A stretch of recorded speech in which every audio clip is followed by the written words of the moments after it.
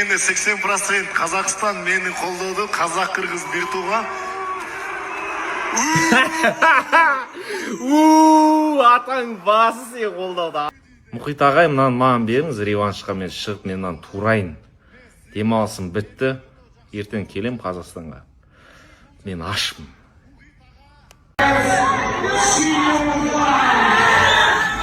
Еркебулан, салам алейкум. Видел твой последний бой, поиграл, но сейчас кайфуешь на Мальдиве. Честно, не понял тебя. Өзі не айтқан түсінбей қалды, бет-бет қарап қалды да. Иә достар, Мұхит Амантаев пен Марсель шығайын деп жатыр, бірақ Еркебұлан Тоқтар Мұхит Амантаевқа оны қалдырып, реванш өткізгісі келіп тұр. Ал Шофхал Чорчаев болса бізден Еркебұланды шақырып жатыр. Сендермен бірге төбелес арнасы, барлық қызықтар тек біздің арнада. Арнаға тіркелуді ұмытпаңдар, біз бастаймыз. Ассаламуалейкум, Қазақстан! Қазақстан Еркебұланды ұтқаныма довольный. Неге дегенде 80% Қазақстан мені қолдады, қазақ қырғыз бір туған. Атаң басы сен қолдауда. Атаң басы 80% Қазақстан қолдап жатыр деп. Ана мотиваторға айтқан сөзі бар ғой, мотиватор тұтқаныма Қазақстан қолдап жатыр мені. Өтпейді ол, мен мотиватор емес, мен Еркебұланмын. Очки киіп звездовать кетті мына достар. Мұхит ағай, маған беріңіз, реваншқа мен шығып, менен турайын. Демалысым бітті. Ертең келем Қазақстанға. Мен ашпын. Короче, достар, Октагон лига сап қойған ғой, потенциальный бой деп, Марсель екеумізді. И Марсель бір видео сап қойған, БМФ пояс туралы шығып, типа Нұрадин аға салып берген, анау-мынау деп. Марсельге мынандай послание. БМФ титулға давай төбелесейік. Мен поясым қоям да. Бірақ логически ойнадым болсаң, ол мен паймамай төбелесу үшін мен сені хотя бы кулачтан ұтып алуым керек та. Сондықтан 77 килограмм реванш жасайық. 77 весовой категория. Сен де қуыпсың ғой, салмақ қудың деп айтыпсың ғой Алишқа. Салмақ қуған болсаң 77 килограмм реванш. Соны ұтсам мен паймамай шығамыз. Паймамай да қорқпаймын сенен шығуға. Па кулачқа да қорқпаймын. Соңғы болған жеңдің, иә, базар жоқ, жеңілген жоқпын деп айтып жатқан жоқпын. Бірақ мен олай төбелеспеймін да. Мен басқаша төбелесемін. Менің күнім болған жоқ ол күні. Так что давай реванш. 77 килограмм. Реванштан кейін паймамай шығып берем саған. Паймамай тоже 77-80 примерно. Қызық болса, әрине, енді сен қазір хайпovat етіп тұрсың, бәрі өзі тастап жатыр. Бірақ есіңде болсын, ол вечный нәрсе емес. Ол да тоқтайды бір күн. Бір ай, бір жарым ай, одан кейін тоқтайды. Сол кезде еске аларсың мені деп қоясың ғой, короче. Мен реваншсыз ешқандай бойды қалдырмағам, достар. Еркебұлан Мальдивада ішіп жүреді, тренері Алматыда ішіп жүреді, қыжалат болып депрессияда жүреді. Ассаламуалейкум қырғыз елім, қазақ бір туғандар, өзіңер көрдіңер, Еркебұлан реванш сұрап атады. Азыркы учурда мен Еркебұланды ұтқам. Реванш болса, ММАдан БМФ поясқа ұрсақ болады. Неге дегенде БМФ пояс интересныйрақ Октагон лигадан. Еркебұланды мен уже ұттым. Еркебұланның правиласына бардым, Еркебұланның весіне бардым. Хорошо, Еркебұлан 77-ге кел, БМФ поясқа келесің, поясты зашта қыласың. И андан кейін жақсырақ ұрсаң, кулачкадан дағын реванш берем. 3 бой қылабыз. Ошол себептен Еркебұланды көрдіңөр, кулачкадан бір да раунд тұта албады, 3 раунд қачып жүріп калдак жеді. Бирок достор, Еркебұландыдан тура түшүнсө болот да. Еркебұлан Мальдивада ичип жүрөт, тренери Алматыда ичип жүрөт, кыжалат болуп депрессияда жүрөт да. Ошол себептен не дешти билбей, ошо кулачкадан реванш кылайлы деп чыгып атат 77 килограммда. И айта кетчү нерсе, Еркебұланды уткам, азыркы учурда очередь өтө көп. Мұхит Амантай, билесиңер, мастер спорт бокс и сборный Казакстанда жүргөн. И Мұхит ага менен урсам, мен өзүмү жакшы көрсөтөм. Неге дегенде Мұхит ага уже легенда бокс десек деле болот. Ошол себептен экөөбүздүн боюбуз өтө интересный. Азыркы учурда биз Алматыга кетип атабыз. Алматыдан face to face кылып, и боюбуз болот. И Еркебұлан урушкусу келсе, койт майга койсо дагы Октагон лига сразу чыкканга даярмын. 77 деп атат, 85 деп атат. И өзү ММАдан чыгам деп туруп, и кайра үйдө отуруп тренери чалдыбы же Нурайдин ага чалдыбы, кайра ойлонтуп кулачкадан реванш берип атат. И болбосо ММАдан 85 килограммга чыгайлы деп комментарий жазып коюптур. Сүйлөдүң кыл. И мактанып аткан Марсель менин аягымы тарта албайт. Мен Америкага барып $45,000 кетирип, тренировка кылдым деп. Эрке булан мындайча айтканда искусственный интеллект да. Каяктагы индус, иранисттерди алып келип салып берет и ошону дагы эптеп ута албай удушение түшүп калат. И бизде ага окшогон агаларыбыз жок. И просто бул жерде кичине казак элин дагы карапайым казак элин алдап коюп атат.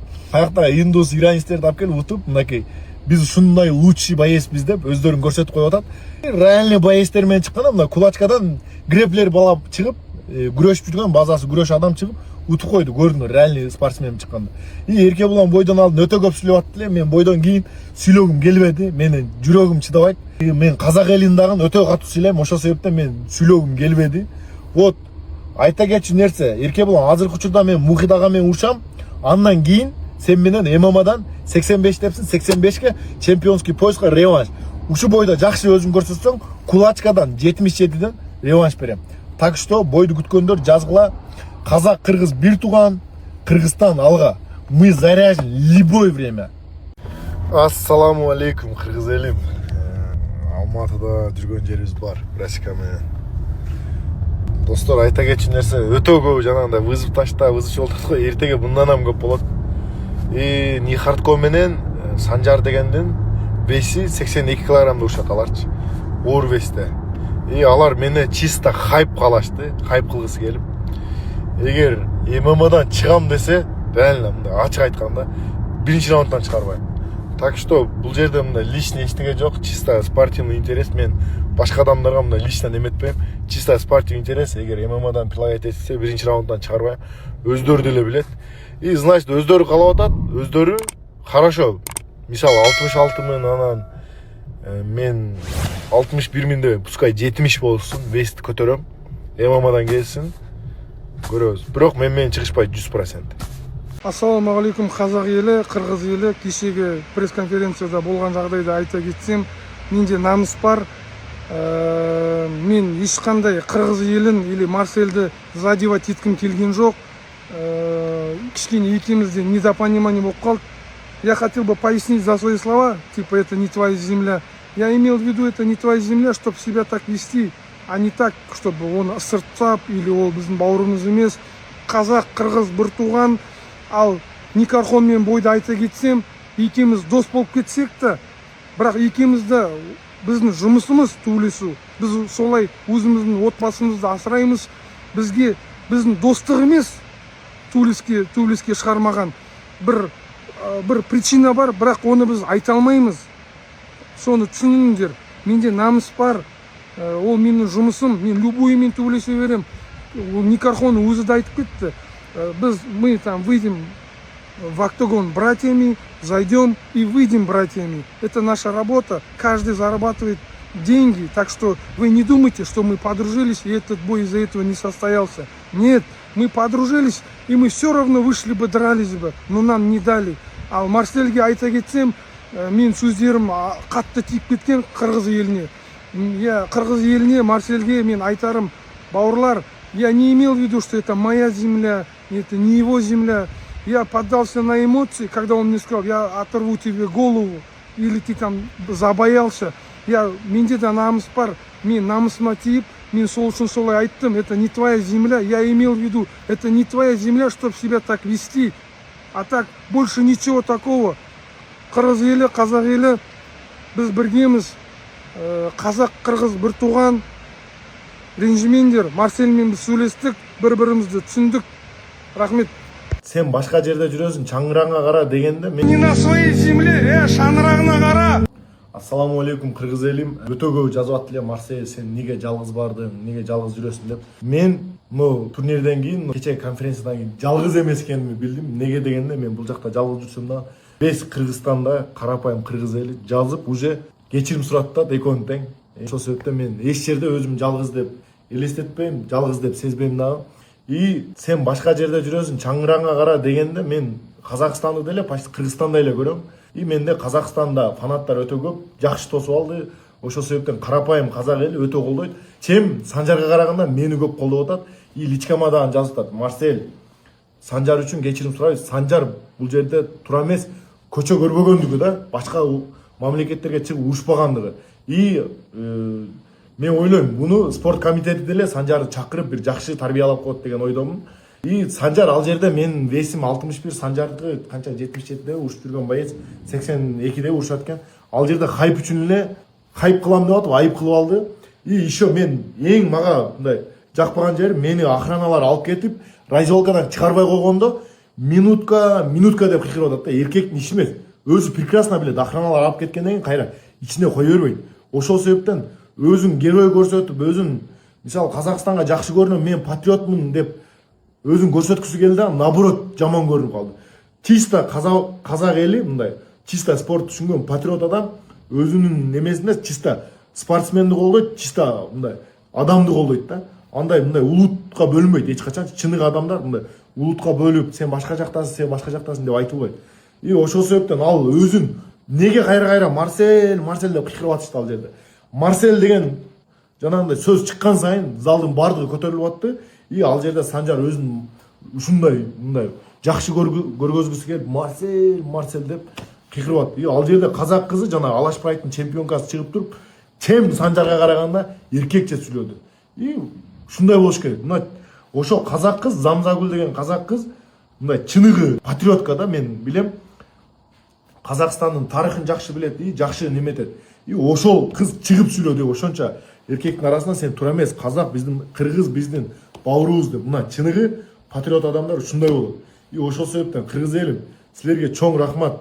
Кыргызстанда турсаңар дагы мен жанымда жүргөндөй болуп, уже экөөңүздөн кечирим суратып, жакшы адам кылып койдуңар. Ошол себептен мени Марсель жалгыз дебегиле. Кыргыз элим, силер аркада турганда биз эч качан задний бербейбиз. Казак элине дагы чоң рахмат. Колдоп Марсель Санжар үчүн кечирип кой деп жазып аткандарга, карапайым казак элинде эч кандай күнөө жок. Мен Казакстанды жакшы көрөм. Кыргыз казак бир тууган, Кыргызстан алга. Достор, анан айта кетчү нерсе, Санжар дегендин ордуна карапайым казак эли кечирим сурап атат. Марсель туура эмес кылып койду, это некрасиво деп. Карапайым казак эли чоң рахмат, туура түшүнөм. Неге дегенде Санжар башка мамлекеттерге чыгып урушуп көргөн эмес, ошол себептен сен бөтөн жерде жүрөсүң, чаңырагыңа кара деп сүйлөп атат. Эгер мага окшоп башка мамлекеттерде урушуп көп улуттардын арасында жүргөндө андай сөз айтмак эмес. Мен лично любой казак спортсмен Кыргызстанга барганда сыйлап, кой союп, тосолам. Мен менен мамиле кылгандар билет. И анан өтө көбү жазып атат, Марсель Нихарткого флагты сен бердиңби деп. Кыргыз элим, мен эч кандай эч кимге флаг бербейм. Эч кандай Кыргызстандан башка флагты жаныма кошпойм. Кыргыз болуп туулдум, кыргыз болуп өлөм. Эч кандай менден сомнение болбосун. Нихартко менен негизи мамилем жакшы эле. Не себептен андай болуп сүйлөдү билбейм. Бирок биздин мамилебиз түз эле болчу негизи. Еркебулан, салам алейкум. Видел твой последний бой, поиграл, но сейчас кайфуешь на Мальдиве. Честно, не понял тебя. Коротко и ясно, я тот самый Шоу Чуржаев. Я готов на твои стихи с тобой зарубиться. Давай сделаем это самый масштабный бой СНГ. Для этого у нас есть Арман, ты знаешь, я на связи, я в любое время готов. Готов ты или нет? Вопрос к тебе. И я уверен, вся аудитория наша хотят этого. Погнали, друзья. Достар, мен ММА зал ашқым кеп жүргеніне где-то бір жарты жылдан асып кетті. ММА зал ашып, таңғы 8-ден 11-ге дейін чисто профтарды жинағым кеп жүрді. Бәрі бір-бірімен күреседі, төбелеседі, обмен опытам өседі. Одан кейін 11-ден түнгі 10-ға дейін для себя қатысатындар, в общем, группалар ашайын дегенмін. И помещение қарап жүргеніме жарты жылдан асып кетті, уже таппай жатырмын. И объявлениеге салынбаған вдруг біреулерде болып қалады ғой, помещение варианттар болса жіберіңдерші достар. Қаланың қақ ортасы болса вообще тема. Чертегі города 800 квадраттан көп, 1000-1000 квадрат. Сатылып атқан помещение болса да жібере беріңдер, арендный болса да жібере беріңдер достар. Зал ашқым келіп жүр, қанша уақыттан бері, қаншама халыққа бір пайдам тисе деген ниетпен. В общем, зал ашып, өзім сол залда тренировка істеп, тренерлер жинап, профтарды жинап, соның деңгейін өсіруге бір көмегім тисе деген ниет қой, короче, достар. Сондықтан да варианттар болса жіберіңдер. Ойбай, зал ашатындай бір мықты тренерсің ба не деп қалмаңдар, достар. Тренерлар өздері бөлек болады ол жерде. Өз тренерлар болады, дайындайды. Мен ашайын жүремін сол, өзім залым болса деген. Тема ғой, өзің залым болса, еркін, мен залым. Балалар кеңдер, тренировка істейміз. Тренерлар бар, ресепшнға бір қыз болып қоямын. Раздевалка, сауна ішіне. В общем, четкий қылып істегім келіп тұр. Еркебулан тоқтарды танисыздар ма? Еркебұлан Тоқтарды танисыздар ма? Соның залында мен. Сол мен тренировка істеймін мен. Уже 5 жыл болды дейді. Деп жегізесіңдер сосын. Мен ұтылып қалғаннан кейін Еркебұлан Тоқтардың залында тренировка істемеймін мен болды деймін. Негізі под музыку шығып, ары қарай Марсель нокаутқа жіберем, соны қырқып, музыканы созып, монтажына өйстіп саласын деп орындаға бәрін дайындап қойғам ғой. Негізі планның бәрі жылан болды. Бағдаттардан кейін біз шығуымыз керек боламыз. Бағдаттар күресуге шығып жатқан кезде мен уже үстіне шығып алғам, цирктің үстіне. Мынандай кішкентай тесігі бар, креплением бәрін бекітіп асылып тұрмын ғой уже қазір. Қазір бағдаттар бітеді, сонымен бір кезде серіктер реванш жасаймыз деді ғой.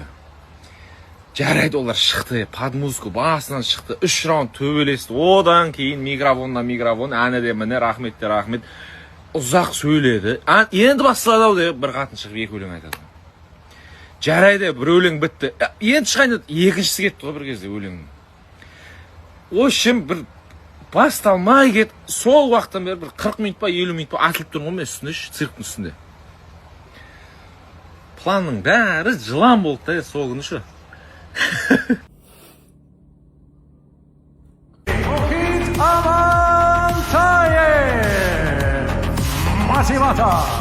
Кім дейді? Түсінбедім, кім дейді?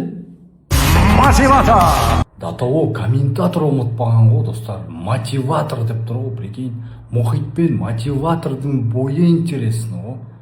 Өзі не айтқан түсінбей қалды, бет-бет қарап қалды да. Мұхит мотиватор деп қойып кетіп тұр ғой. Данбала болып қалды ғой. Аға, сіз шапандарды киіп 40 жаштағы оқшап жүрішіңіз керек. Данбалаға оқшап киініп алыпсыз. Ай, Мұхитжан. Шықпақ қойшы, ол сонда ареналарға бар ғой. Словесный жеп жатыр ғой сені.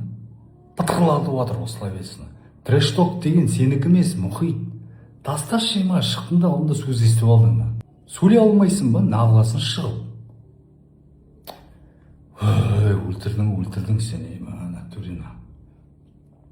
Сонымен есіме түсіп кетті да, баяда бір рет Номадқа келді ғой, Мұхит. Пресс-конференцияға сонда айтады да, мен Номадқа бойға шығу үшін бір ешкі дейді да, Мерстің ақшасын беріңдер деп. Естерінде ма, достар? Маған бір жаңа Mercedes-Benz ешканы 2023 жылғы былай бүйтіп қойсаңдар, мен қазір-ақ жаттығуға кірісіп кетемін. Сол кезде ол шығам деді да бойға. Қазір 2026. Уже оған ешкіні бермейді по-любому. Жоқ дегенде бір 5-6 миллион берер оған бойға, Марсельмен. Менің мнением, лучше Марсельмен шықпақ қойсын ол. Неге? Потому что кулачканы көрмеген да, көрінер ме, қаншама адам құлап жатыр да. Ол көрмеген ғой боксты. Чингаркымен боксты көрмеген да. Лучше бір бой, проходящий бой өтіп алсын. Бір кішкене бір такой КМСникпен бір чингарканы сезіп алсын да. Кулачка не екенін түсініп алсын. Ертең оған қиын болады. Біз енді кулачкадан біршама туристіп сатып қой тұр, білеміз ғой тұр. Қандай эмоция қандай екен да, кулачканы. Ол көрмеген қасқа. Бокстан тек бәлен жыл туриспеген, бір бой өткізді алдында. И то бір жертваны ұтып алды да. Так что менің мнением, бір бой көріп ал бірінші кулачкадан. Сосын Марсельге барасың. А на самом деле былай ойлап қарасаң, Марсельге қарағанда қазақ елі менімен күтіп отыр да. Негізі нағыласын Марсельді. Менімен шықшеш. Задний берме, менімен шық. Жақсы бой көрсетейік та қазақ еліне. Именно кулачкадан. Алдында рухфайтинг хабарласты. Достар, рухфайтингпен менде деген кіммен бой болды ғой? Чабанмен, білесіңдер ма? Қуатпен. Негізі сол кезде Мұхитпен шығу керек болдым да. Мұхит секіріп кеткен. Мен там кулачкадан туй салмаймын, короче, боксерский перчатка дұрыс болады, чингарка мен емес деп. Сол кезде негізі мен Мұхитпен бой болмай қалды ғой, достар, білесіңдер ғой. Сол кезде мен негізі Чабанмен емес, Мұхитпен шығу керек болдым да. Мұхит сонда капитан команды болу керек болдық, екеуміз капитан команды. Сонда Мұхитпен бой болу керек болды. Мұхит секіріп кетті. Сол маған организация айтып тұр ғой енді солай. Солай, короче, Мұхит. Менің өзім ойым асықпа. Короче, бір бой көр кулачкадан, чингаркамен. Сосын ары қарай Марсельге или менімен там шығарсын. Түсіндің ба? трэшток жасамашы, мұхит трэшток жасамашы, сенікі емес трэшток. Достаточно, сөз естіп қалып жатсың ғой. Иә достар, не ойлайсыңдар, кім жеңеді, кіммен кім шығады, комментарияға өз ойларыңды жазып кетіңдер. Сендермен болған төбелес арнасы барлық қызықтар тек біздің арнада, арнаға тіркелуді ұмытпаңдар. Қош аман, сау болыңдар.